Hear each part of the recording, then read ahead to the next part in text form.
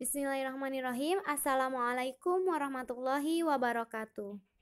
Apa kabar hari ini?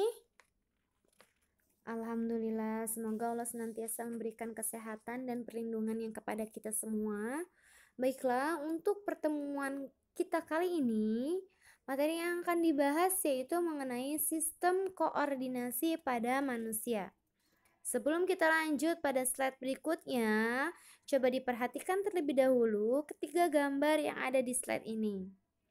Yang pertama yaitu ada gambar otak manusia, kemudian ada sumsum tulang belakang, ada yang terakhir itu serabut syaraf. Ketiga organ ini merupakan organ yang sangat penting dan mempengaruhi sistem koordinasi pada manusia. Susunan sistem syaraf manusia yaitu meliputi otak, sumsum tulang belakang, dan serabut syaraf. Jadi kita akan membahas ketiga ini pada materi kali ini. Susunan syaraf manusia yang pertama yaitu otak. Otak terdapat di dalam rongga tulang tengkorak. Otak memiliki selaput tipis yang disebut dengan meninges. Otak terdiri atas 4 bagian utama, yaitu otak besar yang disebut dengan cerebrum. Ini sebesar ini. Kemudian ada otak kecil yang disebut dengan cerebellum. Dan ada otak tengah yang disebut dengan midbrain.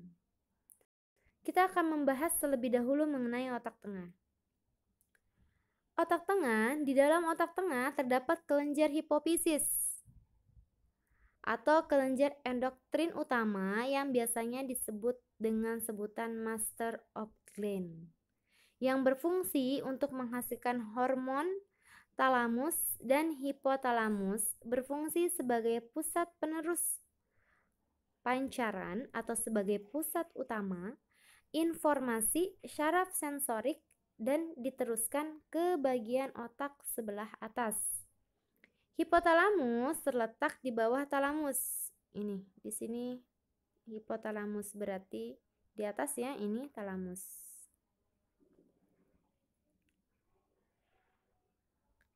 Merupakan pusat pengatur gerak otonom untuk mengatur keseimbangan cairan tubuh, suhu tubuh, dan selera makan. Hipotalamus juga merupakan pusat emosi, marah, kesal, dan keinginan. Jadi kalau selama ini kita lapar, kita sedang selera makan atau tidak, ternyata itu dipengaruhi oleh suatu hormon yang berada di dalam otak yang disebut dengan hormon talamus.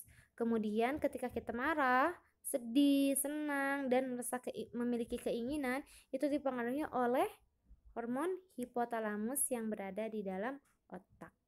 Kita lanjut pada otak besar. Otak besar, permukaan otak besar itu berlekuk-lekuk ke dalam. Otak besar merupakan pusat pendengaran, penglihatan, gerak, kecerdasan, keingatan, kesadaran, dan kemauan. Bagian luarnya kelabu dan bagian dalamnya berwarna putih. Otak besar terdiri atas sebelah kanan dan sebelah kiri atau belahan kiri dan belahan kanan. Yang keduanya dipisahkan oleh lekukan yang dalam. Pada bagian sebelah dalamnya, kedua belahan ini dihubungkan oleh korpus kolosum. Jadi, otak kanan dan otak kiri itu perbedaannya atau dia dipisahkan oleh bagian yang begitu dalam, dan kedua belahan itu dihubungkan oleh korpus kolosum. Belahan kiri otak mengatur badan bagian kanan.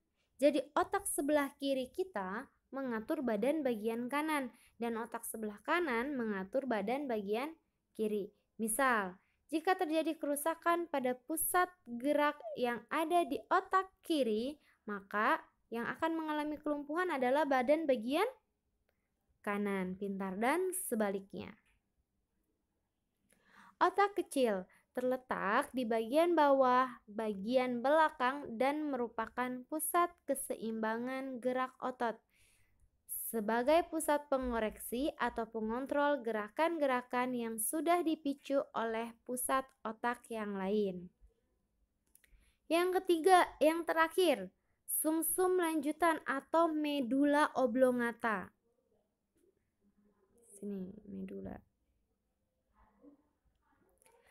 Adalah bagian yang menghubungkan otak dengan sumsum tulang belakang yang terletak di bagian sebelah bawah otak tengah.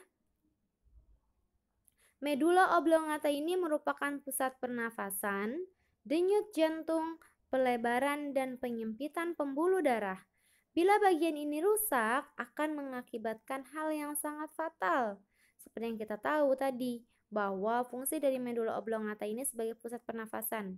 Ingat, pernafasan itu adalah suatu hal yang penting, yang sangat penting untuk manusia. Denyut jantung, bila medula oblongata di sini mengalami kerusakan, hal terjadi yang sangat fatal. Itu ya, karena apa? Karena dalam dunia medis, seseorang dikatakan meninggal dunia bila denyut jantungnya tidak ada. Nah, di sini kan sebagai pusat denyut jantung, pusat pernafasan, pusat pelebaran dan penyempitan pembuluh darah. Sumsum tulang belakang. Sumsum tulang belakang dibentuk oleh jaringan syaraf. Bentuknya berupa silinder panjang dan merupakan kelanjutan dari otak. Panjang rata-rata adalah kurang lebih 42 cm pada wanita dewasa ya, dan kurang lebih 45 cm pada laki-laki dewasa. Sumsum tulang belakang berada di dalam ruas-ruas tulang belakang. Nah, jadi ini adalah tulang belakang, kemudian ini adalah ruas-ruasnya, dan ketika di zoom ini gambarnya seperti ini. Sumsum tulang belakang berada di dalam ruas-ruas tulang belakang, sama halnya dengan otak. Sumsum tulang belakang dibungkus oleh selaput pelindung yang bernama meninges. Sumsum tulang belakang berfungsi sebagai penghubung rangsang dari dan ke otak dan memberi kemungkinan jalan terpendek pada gerak refleks. Gerak refleks itu artinya gerak yang tidak dipengaruhi oleh otak. Sumsum tulang belakang berfungsi sebagai pusat gerak refleks. Lihat bagiannya di sini. Ini ada materi kelabu, terus materi putih, akar dorsal, ganglion tulang, tulang punggung, tanduk dorsal, syaraf tulang punggung, tanduk ventral, akar ventral, dan cabang otonom. Serabut syaraf. Perhatikan gambar yang ada di slide. Ini merupakan bagian-bagian dari serabut saraf, di mana di bagian depan ujungnya ini namanya dendrit. Kemudian di bagian tengah ada nukleus, dan ini badan sel. Ini adalah neurit atau akson sepanjang ini. Kemudian diselubungi neurit ini dengan selaput mielin, dan di bagian tengahnya ini adalah sel sahwan. Nodus Ranvier berada di antara neurit atau akson, dan yang terakhir itu ada sinapsis. Bagian ujung di mana nanti sinaps ini akan menghubungkan antara satu serabut syaraf yang lain dengan serabut syaraf yang lainnya. Sel syaraf atau neuron merupakan unit fungsional pada sistem syaraf. Sel saraf membentuk bundelan-bundelan yang biasa disebut serabut saraf. Dari otak keluar serabut saraf sebanyak 12 pasang yang disebut saraf kranial.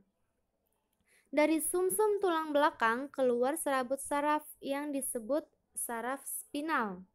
Sumsum tulang belakang memiliki 31 pasang saraf spinal kiri dan kanan.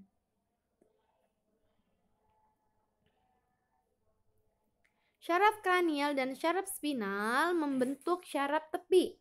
Bentuk sel syaraf yang terdapat pada tubuh itu bermacam-macam, tergantung dari tempat dan fungsinya. Jadi bentuknya itu bermacam-macam tergantung ada di mana serabut syaraf tersebut. Yang pertama kita akan membahas mengenai fungsi dari dendrit. Dendrit adalah juluran-juluran sitoplasma yang berada dari badan sel. Jumlah julurannya ini banyak, pendek, dan bercabang-cabang. Dendrit berfungsi menerima dan membawa rangsangan atau impuls ke badan sel. Jadi pertama kali rangsangan atau impuls itu dibawa oleh dendrit dan dilanjutkan ke badan sel. Yang kedua ada neurit atau akson adalah juluran sitoplasma yang berasal dari badan sel. Jumlahnya hanya satu dan sangat panjang. Fungsi neurit ini adalah untuk menghantarkan rangsangan dari badan sel ke sel saraf lainnya.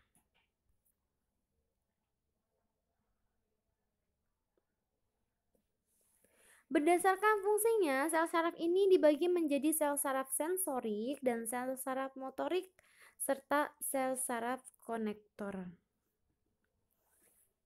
Nah, perhatikan gambar ini. Jadi bagian sini, badan sel dan akhir reseptor itu merupakan neuron sensorik. Terus badan sel bertemu dengan badan sel sehingga sinapsnya bersatu. Ini adalah neuron konektor dan dari akson sampai sinaps itu neuron sensorik. Sel saraf sensorik adalah sel saraf yang menghubungkan reseptor dengan pusat saraf. Jadi sel saraf sensorik itu menghubungkan antara reseptor dengan pusat saraf atau menghubungkan antara otak dan sumsum tulang belakang. Sel saraf motorik berfungsi mengantarkan respon dari pusat saraf ke organ, jadi dari otak ke organ. Dan adapun untuk sel saraf konektor itu berfungsi menghubungkan sel saraf motorik dan sel saraf sensorik. Sel saraf konektor dalam otak dan sumsum tulang belakang disebut juga sebagai sel saraf adjustor. Jadi kalau sel saraf sensorik itu sel saraf yang menghubungkan reseptor dengan pusat saraf otak dengan sumsum tulang belakang. Motorik mengantarkan respon dari pusat saraf ke organ dan konektor ini menghubungkan antara kedua sel saraf tersebut, sel saraf sensorik dan sel saraf motorik.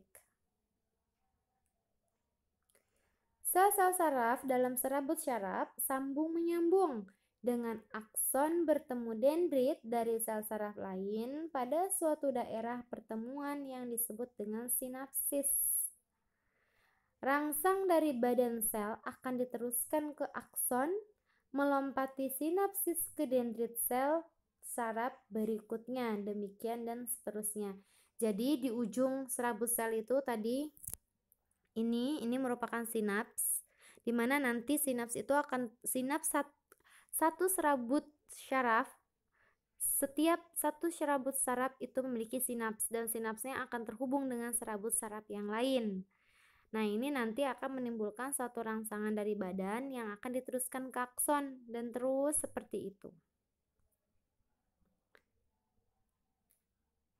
Sistem syaraf dan gerak manusia. Jadi, sistem syaraf dan gerak manusia itu dibedakan, sistem gerak manusia itu dibedakan menjadi dua, yaitu ada yang proses jalannya rangsangan itu disadari dan ada yang proses jalannya rangsang itu tidak disadari atau refleks. Untuk proses jalannya rangsang pada gerak sadar, yang pertama yaitu ada rangsangan, kemudian rangsangan ini akan diteruskan kepada reseptor saraf sensorik ke saraf penghubung, kemudian langsung ke otak, dan ke saraf penghubung ke syaraf motorik otot dan terjadilah pergerakan. Untuk jalannya rangsang pada gerak refleks, itu yang pertama rangsangan akan dilanjutkan kepada reseptor, kemudian ke saraf sensorik, saraf penghubung, ke sumsum tulang. Ke sumsum tulang mana? Ke sumsum tulang belakang. Kemudian ke syaraf penghubung, ke syaraf motorik, ke otot, dan terjadilah sebuah pergerakan.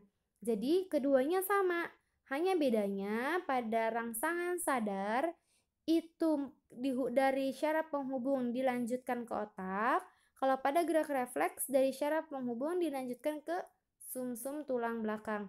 Jadi rangkaiannya adalah rangsangan yang diteruskan ke reseptor menuju syaraf sensorik, dilanjutkan ke syaraf penghubung, disampaikan ke otak, dan dilanjutkan ke syaraf penghubung, terus ke syaraf motorik, ke otot, dan terjadilah gerak. Itu sadar, tapi jika tidak sadar, maka urutannya rangsangan diteruskan ke reseptor menuju saraf sensorik, dan sampai pada saraf penghubung diteruskan ke sumsum tulang belakang, dilanjutkan ke syaraf penghubung dan ke syaraf motorik, ke otot, dan terjadilah suatu gerakan. Contohnya apa untuk proses jalannya rangsangan pada gerak sadar? Ya, ketika kita akan melangkahkan kaki, ingin menuju ke suatu tempat, maka kita harus berjalan. Nah, itu akan terjadi perintah dan kita akan berjalan itu sadar. Kalau gerak refleks itu contohnya adalah ketika tangan kita terkena panas, maka kita akan refleks menghindari ketika ada api, kita akan refleks menghindari tangan kita dari api tersebut. Yang terakhir yaitu kelainan pada sistem koordinasi manusia. Yang pertama ada dispraksia. Ini merupakan penyakit yang dapat mengganggu gerakan tubuh dan fungsi sistem koordinasi. Dispraksia adalah penyakit yang disebabkan karena pengiriman pesan dari otak ke otot terganggu. Jadi pesannya tidak tersampaikan dengan baik. Yang kedua ada ataksia. Ataksia ini termasuk penyakit degeneratif yang dapat mempengaruhi otak, batang otak, atau syaraf tulang belakang. Gejala seseorang terkena penyakit ataksia yakni tubuhnya seperti mengalami gangguan berbicara, kesulitan menelan, tremor, dan kehilangan keseimbangan serta koordinasi. Penyakit degeneratif itu apa? Penyakit degeneratif adalah kondisi yang terjadi akibat memburuknya suatu jaringan atau organ seiring dengan berjalannya waktu yang dipengaruhi oleh sistem syaraf pusat, tulang, sendi, serta pembuluh darah dan jantung. Yang ketiga, penyakit Parkinson. Penyakit ini juga termasuk penyakit degeneratif, di mana penyakit Parkinson dapat menyebabkan gangguan pada fungsi sistem koordinasi di otak dan biasanya dialami oleh lansia. Penyakit ini dapat mengakibatkan tremor, gerakan tubuh melambat, dan sulit mempertahankan keseimbangan tubuh. Dan yang keempat, ada developmental coordination disorder. Penyakit ini umumnya dialami oleh anak-anak selama masa perkembangan. Anak-anak yang terkena penyakit developmental coordination disorder ini mempunyai gejala seperti kesulitan dalam mempelajari keterampilan motorik halus dan keterampilan motorik kasar apabila dibandingkan dengan anak seusianya. Gejala lain yang ditimbulkannya yakni kesulitan untuk menangkap bola atau mengendarai sepeda. Baiklah, demikian untuk materi mengenai sistem koordinasi pada pertemuan kali ini. Semoga yang disampaikan dapat diterima dengan baik dan mudah untuk dipahami, dan semoga tercatat sebagai amal baik untuk ustazah. Kurang lebihnya ustazah mohon maaf. Wassalamualaikum warahmatullahi wabarakatuh.